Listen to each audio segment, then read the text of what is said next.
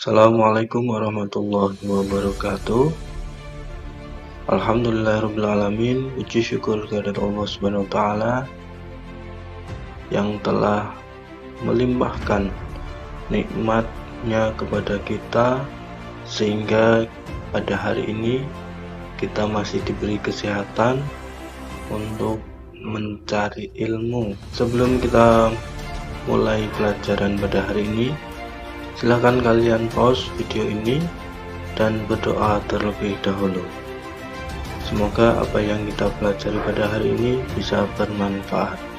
Anak-anakku semuanya, pada hari ini kita akan membahas tentang iman pada hari akhir. Tujuan pembelajaran pada kali ini, peserta didik mampu menjelaskan makna beriman pada hari akhir dengan benar. Kedua, peserta didik mampu menunjukkan contoh perilaku beriman pada hari akhir dengan benar. Ketiga, peserta didik mampu menerapkan perilaku beriman pada hari akhir dalam keseharian dengan tepat. Seorang muslim harus beriman pada hari akhir. Hari akhir biasanya disebut dengan hari kiamat. Ada kiamat sughra dan kiamat kubra. Tahukah kamu apa perbedaan antara kiamat sughra dan kiamat kubra? Bagaimana cara kita beriman pada hari akhir? Dan apa saja peristiwa yang terjadi setelah hari akhir?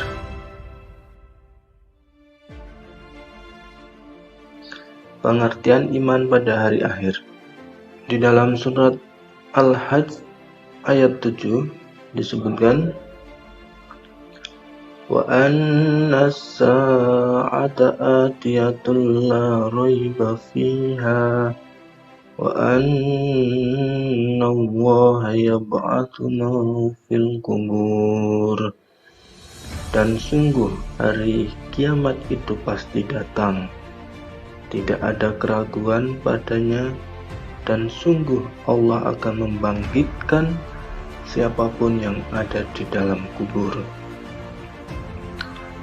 Melalui surat Al-Hajj ayat 7 ini, Allah Subhanahu wa Ta'ala telah menjelaskan kepastian datangnya hari akhir. Seorang muslim harus beriman pada hari akhir. Iman berasal dari bahasa Arab amana, yang artinya percaya. Iman pada hari akhir artinya mempercayai sepenuh hati bahwa seluruh alam semesta akan mengalami kehancuran dahsyat, dan meyakini bahwa setelah hari akhir ada kehidupan kekal, yaitu kehidupan akhirat. Iman pada hari akhir merupakan rukun iman yang kelima.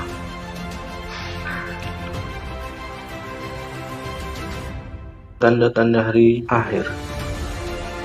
Yang pertama, tanda kecil hari akhir. Pertama, budak melahirkan tuannya.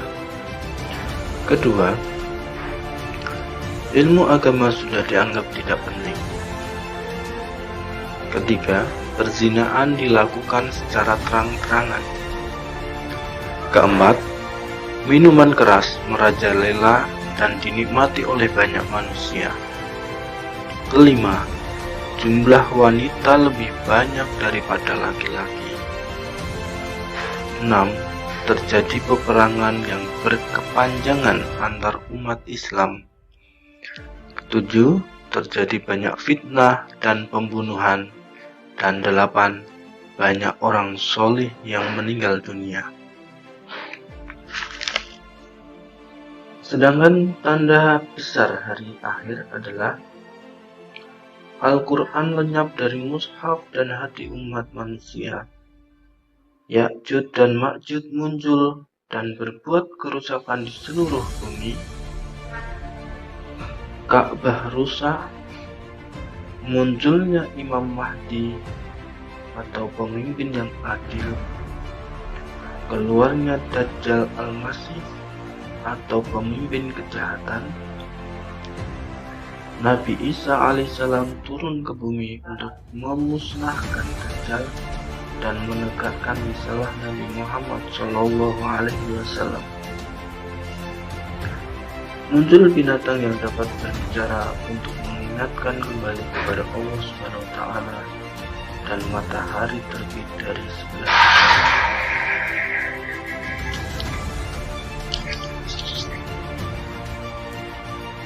macam-macam kiamat. Kiamat dibagi menjadi dua. Pertama, kiamat sughra.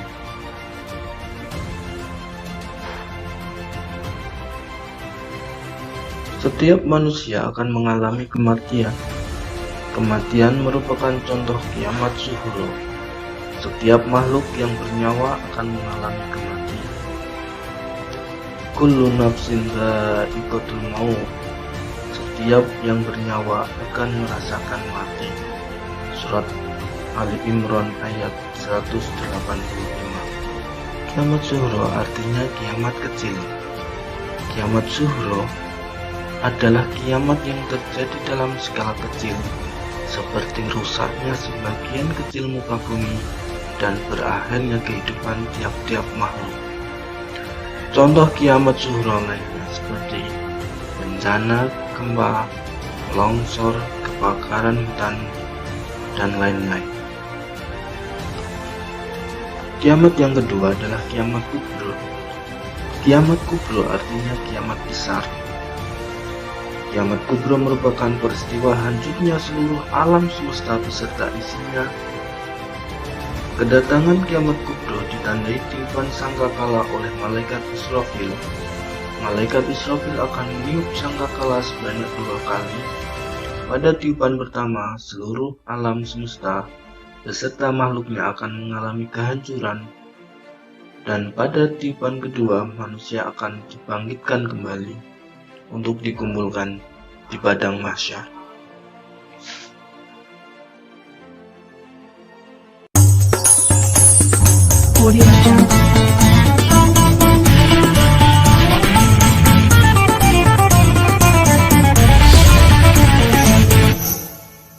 Sejatinya kematian adalah awal dari mulainya episode di dalam kehidupan.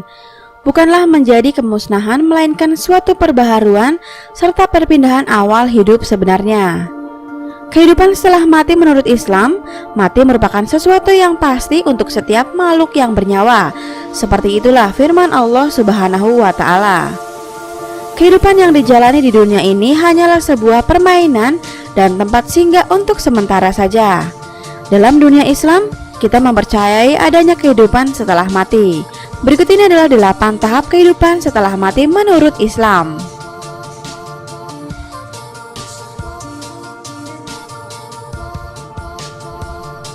Yang pertama, alam barzah atau alam kubur. Kehidupan setelah mati menurut Islam yang pertama adalah alam kubur. Alam kubur merupakan tempat persinggahan pertama setelah mati. Di dalam alam kubur inilah manusia sudah bisa mengetahui di mana akan tinggal di akhirat kelak, apakah di surga atau di neraka. Setelah manusia memasuki alam kubur, ia akan ditanya oleh 2 malaikat yang bernama Mungkar dan Nangkir.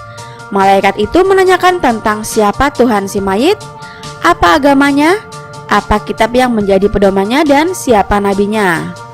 Si mayit akan menjawab pertanyaan 2 malaikat tersebut sesuai dengan amaliyahnya di dunia, yaitu siapa yang menjadi Tuhannya dalam pengalamannya ketika hidup di dunia, apa agamanya ketika hidup di dunia, apa kitabnya yang menjadi pedomannya ketika hidup di dunia, dan siapa nabi yang ia ikuti ketika di dunia.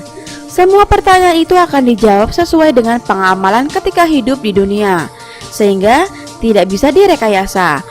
Yang kedua, hari kebangkitan. Hari kebangkitan adalah kehidupan setelah mati menurut Islam selanjutnya yang akan dijalani setelah malaikat Israfil meniup sangkakalanya. Ketika malaikat Israfil meniup sangkakala yang pertama, maka semua makhluk akan binasa. Kemudian ia meniupkan untuk yang kedua kalinya, sehingga semua makhluk akan hidup kembali tanpa terkecuali. Yang ketiga, pengiringan ke padang mahsyar. Setelah semua makhluk dibangkitkan tanpa terkecuali, termasuk dari golongan jin, manusia, dan hewan, padang mahsyar adalah tempat datar yang sangat luas. Di tempat ini, Semua makhluk hidup di bumi dan langit lapisan ketujuh dikumpulkan untuk diadili. Semuanya berkumpul dalam keadaan berdesak-desakan. Setiap manusia pada hari itu akan diadili dengan diiringi oleh 2 malaikat. Yang satu sebagian pengiringnya dan yang satu lagi sebagai saksi atau semua perbuatannya di dunia. Yang keempat, Yaumul Mizan. Setelah semua makhluk terkumpul dalam padang mahsyar, tibalah saatnya untuk memperlihatkan buku catatan amal dari jin dan manusia. Amal mereka akan ditimbang dan dihitung, mana yang lebih banyak amal baik atau amal buruk. Yang kelima, Yaumul Hisab. Setelah menerima buku catatan, para jin dan manusia akan menjalani perhitungan amalnya. Semua amal dan kebaikan sekecil apapun akan mendapat balasannya, dan sebaliknya, semua amal kejelekan sekecil apapun juga akan mendapat balasannya. Sesungguhnya kepada kamilah kembali mereka, kemudian sesungguhnya kewajiban kamilah menghisab mereka. Rasulullah Shallallahu Alaihi Wasallam sering berdoa di dalam sholat dengan mengucapkan Allahumma hasibni hisaban yosiron, yang artinya ya Allah, hisablah diriku dengan hisab yang mudah. Kemudian Aisyah radhiyallahu anha bertanya tentang apa itu hisab yang mudah. Rasulullah Shallallahu Alaihi Wasallam menjawab, Allah memperlihatkan kitab hambanya, kemudian Allah memaafkan begitu saja. Barang siapa yang dipersulit hisabnya, niscaya ia akan binasa. Yang keenam, melintasi jembatan yang lurus atau jembatan Shiratul Mustaqim. Setelah melalui proses hisab, semua manusia akan melewati jembatan yang lurus atau yang biasa disebut dengan Shiratul Mustaqim. Dalam melintas jembatan ini, proses hisab yang sebelumnya dijalani sangat menentukan nasib manusia. Untuk orang yang kondisinya sangat buruk, jembatan ini akan menjadi sangat kecil, hingga disebutkan ukurannya sekecil rambut dibagi 7 dan tajamnya melebihi samurai. Sebaliknya, untuk orang dengan amalan baik banyak, ia akan melewatinya dengan tenang. Ada yang secepat kilat, ada yang menunggang onta, kambing atau sapi dari hasil kurbannya ketika dia masih ada di dunia. Yang ketujuh, surga. Orang-orang soleh yang berhasil melewati Shiratul Mustaqim, ia akan ditempatkan di surga atas rahmat Allah Subhanahu wa Ta'ala. Semua orang muslim kelak akan ditempatkan di surga meskipun ia memiliki dosa. Yang kedelapan, neraka. Neraka adalah tempat bagi semua orang yang memiliki dosa, baik itu muslim atau kafir. Disebutkan di dalam kitab suci Al-Quran bahwa terdapat 7 tingkatan neraka.